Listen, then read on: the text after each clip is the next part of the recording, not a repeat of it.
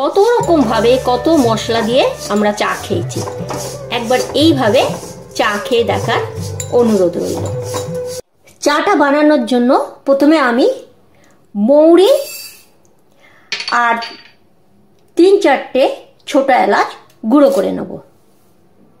মৌরি আর ছোট এলাচ গুঁড়ো করার পর আমি 2 টুকরা আদা একটু ছেঁচে নেব।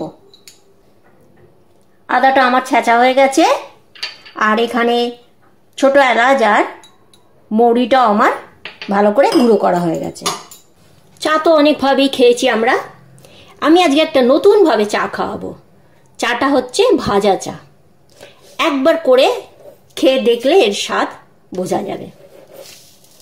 আমি প্রথমে একটা কড়াই বসিয়ে দিয়েছি, সেটা গরম হলে আমি তার মধ্যে দেব 2 চামচে চা পাতা। য কাপ চা করবে সেই মাপ বুঝে, পরিমাপ বুঝে চা পাতা আর চিনি দিতে হবে। 2 চামচে চা পাতার মধ্যে আমি দিলাম 3 চামচে চিনি। চিনিটাও মিষ্টিটা বুঝে দিতে হবে। এবার এগুলোকে আমি ভাজবো যতক্ষণ না চিনিটা গলে যাচ্ছে।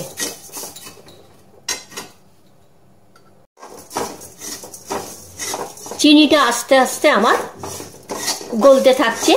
যত চিনিটা গলে যাবে একটা লালচে রং হয়ে যাবে, আর তাতেই হবে চায়ের স্বাদ। আমার চিনিটা পুরো গলে গেছে, পুরো দেখতেই পাচ্ছ লালচে রং ছেড়ে দিয়েছে। এবারে আমি দেব যে আদাটা আমি বেটে রেখেছিলাম।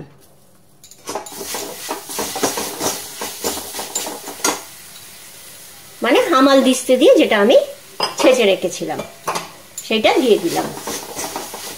সেটা দিয়ে আমি আবার একটু ভালো করে নাড়াচাড়া করব।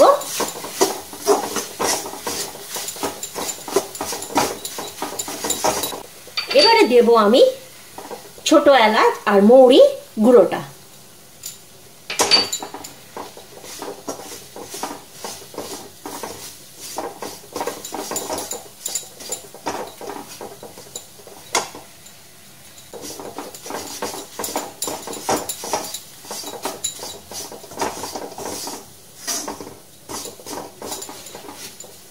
ভালো করে আমার চিনি আর চা পাতার সাথে এগুলো মিশে গেছে, ভাজা ভাজা হয়ে গেছে। এবারে আমি দেব আগে থেকে ফুটিয়ে রাখা দুধ।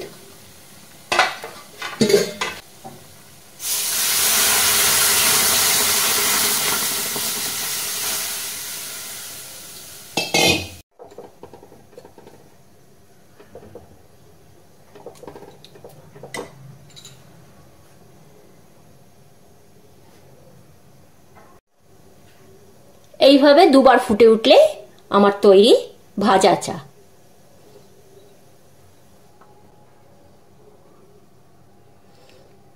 এবার চাটা ছেঁকে ফেলবো।